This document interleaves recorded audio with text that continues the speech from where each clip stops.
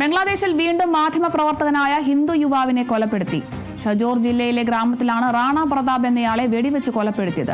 തിങ്കളാഴ്ച വൈകിട്ടോടെ അജ്ഞാതരായ ചിലർ റാണ പ്രതാപിനെ വെടിവെക്കുകയായിരുന്നുവെന്ന് ദൃക്സാക്ഷികൾ പറഞ്ഞു. തലയ്ക്ക് 3 തവണ വെടിയേറ്റ് ഇയാൾ സംഭവ സ്ഥലത്ത് തന്നെ മരിച്ചു. വിവരങ്ങളുമായി രഞ്ജിൽ രാജ് ചേരുന്നുണ്ട്. രഞ്ജിൽ, വീണ്ടും ബംഗ്ലാദേശിൽ ഇത്തരത്തിലൊരു മാധ്യമപ്രവർത്തകനായ ഹിന്ദു യുവാവിനെ കൊലപ്പെടുത്തിയെന്നൊരു വാർത്തയാണ് വരുന്നത്. സംഭവ സ്ഥലത്ത് തന്നെ വെടിയേറ്റ് ഇയാൾ മരിക്കുകയുണ്ടായത്. കൂടുതൽ ഇത്തരത്തിൽ ഇങ്ങനെ വീണ്ടും ഇവിടെ ബംഗ്ലാദേശിൽ ഇങ്ങനെ കൊലപാതകം നടന്നുകൊണ്ടിരിക്കുകയാണ്. ഈ ഒരു കൊലപാതകവുമായി ബന്ധപ്പെട്ടുള്ള കൂടുതൽ വിവരങ്ങൾ എങ്ങനെയാണ്? അരുണിമ സൂചിപ്പിച്ച പോലെ തന്നെ ബംഗ്ലാദേശിൽ ഹിന്ദുക്കൾക്ക് നേരെയുള്ള ആക്രമണം തുടർക്കഥയാകുന്നു എന്ന് വേണം പറയാൻ. കാരണം ഇപ്പോൾ ഒരു 2 ആഴ്ചക്കിടെ 5 പേരാണ് ഇത്തരത്തിൽ കൊല്ലപ്പെട്ടത്. ആൾക്കൂട്ടാക്രമണത്തിലോ അല്ലെങ്കിൽ ഇങ്ങനെ വെടിവെച്ചും കൊല്ലപ്പെട്ടത് 5 പേരാണ്. അതിൽ ഏറ്റവും അവസാനത്തെയാണ് ഈ മാധ്യമപ്രവർത്തകനായ റാണ പ്രതാപ് എന്ന് പറയുന്ന ഈ ഒരു ആള്. ദൈനിക് ബി.ഡി. ഖബർ എന്ന പത്രത്തിന്റെ എഡിറ്ററാണ് ഈ റാണ പ്രതാപ് എന്ന് പറയുന്നത്. ഇന്നലെയാണ് ഇത്തരത്തിൽ ഈ ഒരു അക്രമികൾ വെടിവെച്ച് കൊലപ്പെടുത്തുന്ന ഒരു സാഹചര്യത്തിലേക്ക് എത്തിയത്. ഇദ്ദേഹത്തിന്റെ ഐസ് ഫാക്ടറിയിലേക്ക് നേരിട്ടെത്തിയ അക്രമികൾ ഇദ്ദേഹത്തെ അവിടെ നിന്നും വിളിച്ചിറക്കിയതിനു ശേഷം വെടിയുതിർക്കുകയായിരുന്നു എന്നാണ് ലഭിക്കുന്ന റിപ്പോർട്ടുകൾ. 5 തവണ ഇത്തരത്തിൽ വെടിയുതിർത്തതായും സൂചന അല്ലെങ്കിൽ റിപ്പോർട്ട് പുറത്തു വരുന്നുണ്ട്. റാണ പ്രതാപിന് മുമ്പായിട്ട് ഇത്തരത്തിൽ 4 പേരെ അക്രമികൾ കൊല്ലപ്പെടുത്തിയതായി റിപ്പോർട്ടുകൾ വരുന്നുണ്ട്. അങ്ങനെ നോക്കുകയാണെങ്കിൽ 2 ആഴ്ചക്കിടെ ഇത് 5 പേരാണ് ബംഗ്ലാദേശിൽ കൊല്ലപ്പെട്ടത്. ഹിന്ദു ന്യൂനപക്ഷങ്ങളെ കരുതിക്കൂട്ടി അല്ലെങ്കിൽ ന്യൂനപക്ഷങ്ങളെ തെരഞ്ഞു പിടിച്ച് കൊലപ്പെടുത്തുന്ന ഒരു സാഹചര്യമാണ് നിലവിൽ ബംഗ്ലാദേശിലുള്ളത്. നമുക്കറിയാം, കഴിഞ്ഞ കുറച്ചധികം ദിവസങ്ങളായി ഇത്തരത്തിൽ ബംഗ്ലാദേശിൽ കലാപങ്ങൾ ആളിക്കത്തുന്ന ഒരു സാഹചര്യമായിരുന്നു.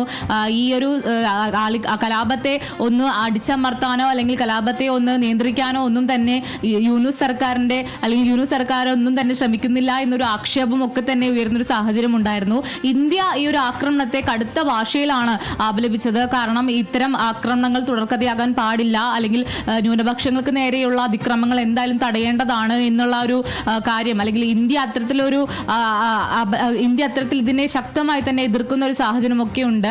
എന്തായാലും ഇപ്പോൾ ബംഗ്ലാദേശിൽ ഒരു കലാപാഹ്വാനം തന്നെയാണ് അല്ലെങ്കിൽ കലാപം തന്നെയാണ് നടന്നുകൊണ്ടിരിക്കുന്നത്. ഇത്തരത്തിൽ ന്യൂനപക്ഷങ്ങളെ തെരഞ്ഞു പിടിച്ച് കൊലപ്പെടുത്തുന്ന ഒരു സാഹചര്യമാണ് ഉള്ളത്. കഴിഞ്ഞ ആഴ്ച ഇത്തരത്തിൽ ഒരു യുവാവിനെ, ഖോക്കോർ എന്നൊരു യുവാവിനെ ജോലി കഴിഞ്ഞ് മടങ്ങി വരുന്ന വഴിയിൽ യാതൊരുവിധ പ്രകോപനവും കൂടാതെ ആളുകൾ മർദ്ദിച്ച് കൊലപ്പെടുത്തുന്ന ഒരു സാഹചര്യമായിരുന്നു ഉണ്ടായിരുന്നത്. മർദ്ദനത്തിൽ ഗുരുതരമായി പരിക്കേറ്റ അദ്ദേഹം ആശുപത്രിയിൽ ചികിത്സയിലിരിക്കെ കഴിഞ്ഞ ആഴ്ചയാണ് മരിച്ചത്.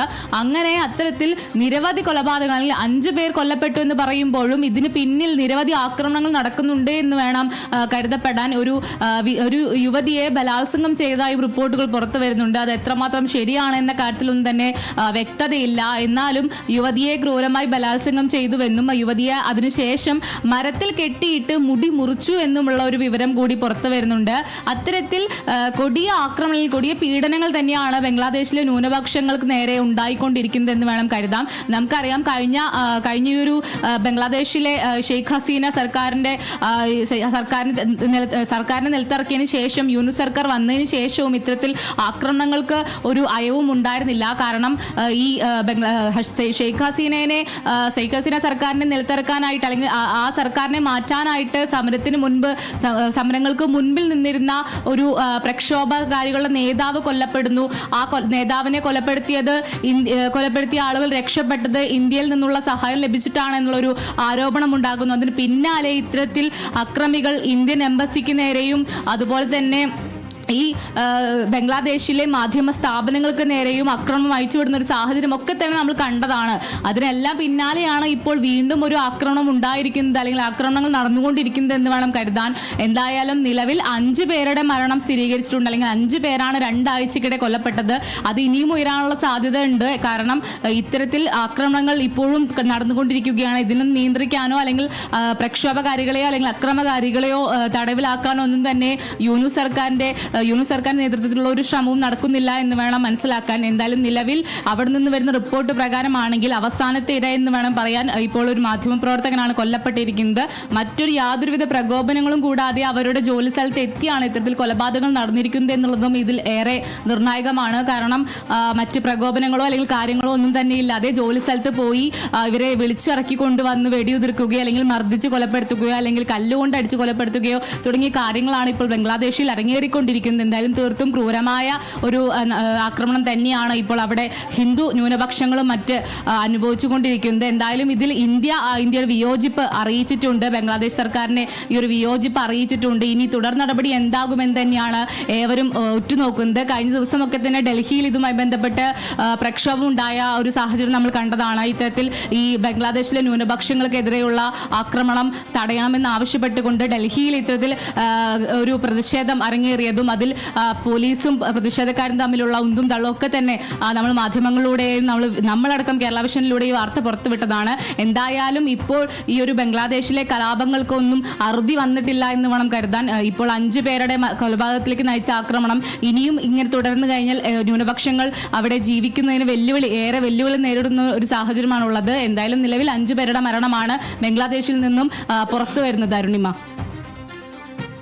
വ്യക്തമാണ്.